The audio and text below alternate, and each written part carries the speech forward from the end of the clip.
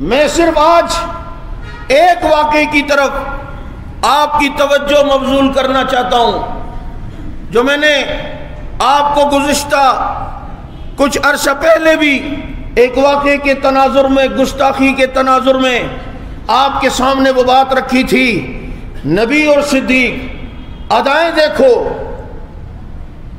میرے نبی صلی اللہ علیہ وسلم کے پاس کچھ غلام آئے، حضرت علی کو پتہ چلا، حضرت علی نے بھیجا فاطمہ رضی اللہ عنہ کو، جاؤ اپنے ابا سے غلام لے آؤ، اکیلے کام کر کر کے تھک جاتی ہو۔ چنانچہ حضرت فاطمہ گئی، وہاں رش دیکھا، واپس آ گئی، وہاں رش دیکھا، واپس آ گئی۔ حضور نے دیکھ لیا، دوسرے دن حضور کسی وقت آئے، بیٹا خیریت؟ آئی تھی واپس چلی گئیں۔ اب بیٹی کا دکھڑا دیکھ، کہتی ابا جان دیکھیں چکی خود چلاتی ہوں، یہ ہاتھوں میں گڑے پڑ گئے ہیں، یہ کپڑے میرے میلے رہتے ہیں، ابا جان تھک جاتی ہوں، صبح سے شام تک کام کرتی ہوں، جھاڑو بھی خود دیتی ہوں، علی کے لیے کھانا بھی خود پکاتی ہوں، حسنین کو بھی سنبھالنا ہوتا ہے، گھوڑے کے لیے چارہ بھی پیسنا خود ہوتا ہے۔ یعنی بیٹی اپنی قسم پرسی بتا رہی ہے، اپنا دکھڑا بتا رہی ہے، اپنی تھکاوٹ دکھا رہی ہے، اپنے والد کو اپنے ہاتھوں کے گڑے دکھا رہی ہے۔ یہ دیکھیں آپ کے فاطمہ کے نرم و نازک ہاتھ چکی پیس پیس کر کتنے ہاتھوں میں گڑے پڑ چکے ہیں۔ ابا جان پتہ چلا ہے کہ آپ کے پاس غلام آئے تھے، ایک اگر غلام مجھے دے دیں کام بچ جائے گا، آپ کی بیٹی کی تھکاوٹ کم ہو جائے گی، کام تقسیم ہو جائے گا، بڑی آسانی ہو جائے گی۔ لیکن حضور صلی اللہ علیہ وسلم جن کی محنت یہ تھی کہ اپنی اولاد، اپنے امتی، اپنے صحابہ کی توجہ دنیا سے ہٹا کر دین کی طرف کرنی ہے، اسباب سے ہٹا کر مسبب الاسباب کی طرف کرنی ہے۔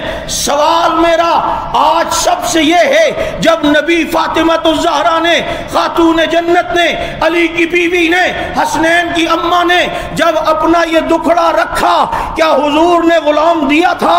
حضور نے دنیا دی تھی؟ نہیں دی ہے، بلکہ حضور نے فرمایا میرا بیٹا تم رات کو سوتے ہوئے 33 بار سبحان اللہ، 33 بار الحمدللہ، 34 بار اللہ اکبر پڑھ لیا کرو، یہ غلام سے بہتر ہے۔ اسی کو تسبیحات فاطمی کہتے ہیں کہ حضرت علی کو جب پتہ چلا فاطمہ نبی کے دربار سے بجائے غلام کے، بجائے دنیا کے یہ وظیفہ لے کر آئی ہے، علی اتنا خوش ہوئے، فاطمہ اتنی خوش ہوئی کہ ہم تو دنیا لینے گئے تھے، ابا نے حدیث سنا کے رخصت کر دیا ہے، ہم تو دنیا لینے گئے تھے، ابا نے اپنی بات سنا کے رخصت کر دیا ہے، ہم دنیا لینے گئے تھے، ابا نے ہمیں وظیفہ دے کے رخصت کر لیا ہے۔ بیٹی اپنے ہاتھوں کی گڑے بوڑھ گئی، اپنے ملے پیرے پرانے کپڑے بھول گئی، اپنی تھکاوٹ کو بھول گئی، نبی کے دربار میں فاطمہ آئی اور غلام لینے آئی، دنیا لینے آئی، نبی نے نہیں دی، اب وظیفہ دے کر حدیث سنا کے رخصت کر دیا۔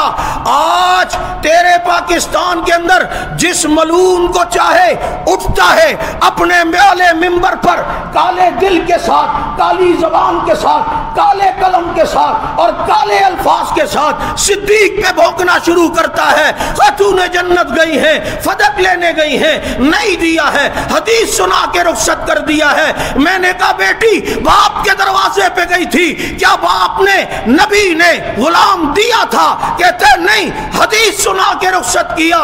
میں نے کہا یہی تو صدیق فنا فی الرسول ہے۔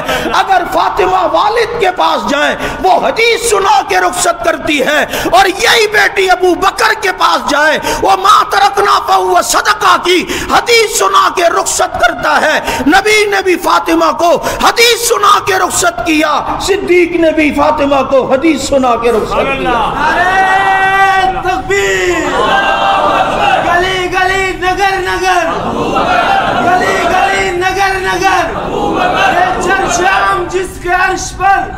اب مجھے بتاؤ صدیق اکبر رضی اللہ تعالیٰ عنہ نے حضرت فاطمہ کو حدیث سنائی، ابا کی حدیث سن کے وہ خوش ہوئی ہوں گی یا ناراض ہوئی ہوں گی؟ خوش ہو گئی، بولو۔ لیکن آج تیرے ملک میں ایک طبقہ کہتا ہے وہ ناراض ہو گئی، میں نے کہا کس سے؟ ابا کی حدیث سن کے، اپنے والد کی حدیث سن کے۔ اور ظالم آج ایک عام امتی کو بھی نبی کی حدیث سناؤ تو وہ خوش ہوتا ہے، اور فاطمہ حدیث سنا کے ان کو حدیث سنائی جائے تو خوش نہیں ہوں گی؟ یمن سے غنیمت کا مال آیا، بہقی کی روایت ہے، اور جس میں کپڑے بھی بڑے اعلیٰ تھے۔ پھر دوبارہ علی نے بھیجا ایک دن کہ جاؤ غنیمت کا مال آئے، اپنے والد سے کہو میرا حصہ بھی تو دے دیں۔ وہ گئیں، ابا جان غنیمت کا مال آیا، آپ دنیا کو دے رہے ہیں، بیٹی کا حصہ۔ حضور نے فرمایا بیٹا یہ اگر چاہتی ہے تو یہ دے دوں، ورنہ ایک عمل بتا دوں، ابھی ابھی جبریل آئے اور مجھے یہ الفاظ سکھا کے گئے، اس سے دعا کر لیا کرو تو یہ ساری چیزوں سے بہتر ہے جو تم لینے آئی ہو۔ فاطمہ کو دیکھو، اس فاطمہ پر آج یہ بدبخت الزام لگاتے ہیں وہ دنیا کے لیے ابو بکر سے ناراض ہو گئی، وہ دنیا کے لیے جناب ناراض ہو گئی۔ انہوں نے کہا نہیں آپ وہ عمل بتائیں۔ حضور نے فرمایا بیٹا اپنی دعاؤں میں یہ پڑھ لیا کرو، یا اول الاولین، یا آخر الآخرین، یا ذی القوۃ المتین، یا راحم المساکین، یا ارحم الراحمین، یہ 5 الفاظ ہیں، اس کو پڑھ کر دعا کیا کرو، اللہ تعالیٰ تمہیں دنیا بھی دے گا آخرت بھی دے گا۔ سبحان اللہ۔ یہ دوسرا واقعہ ہوا ہے، بیٹی دنیا لینے گئی ہے، والد نے حدیث سنا کے رخصت کیا ہے۔ آج اگر یہی بیٹی کسی خلیفہ کے پاس جا کر اپنے ہاتھوں کے گڑے دکھاتی، میں چکی چلاتی ہوں، میرے کپڑے میلے ہوتے ہیں، غلام آئے ہمیں دے دیں، اور وہ خلیفہ اگر نہ دیکھتا تو ان بدبختوں کو دیکھو پھر یہ کتنا اچھل رہے ہوتے۔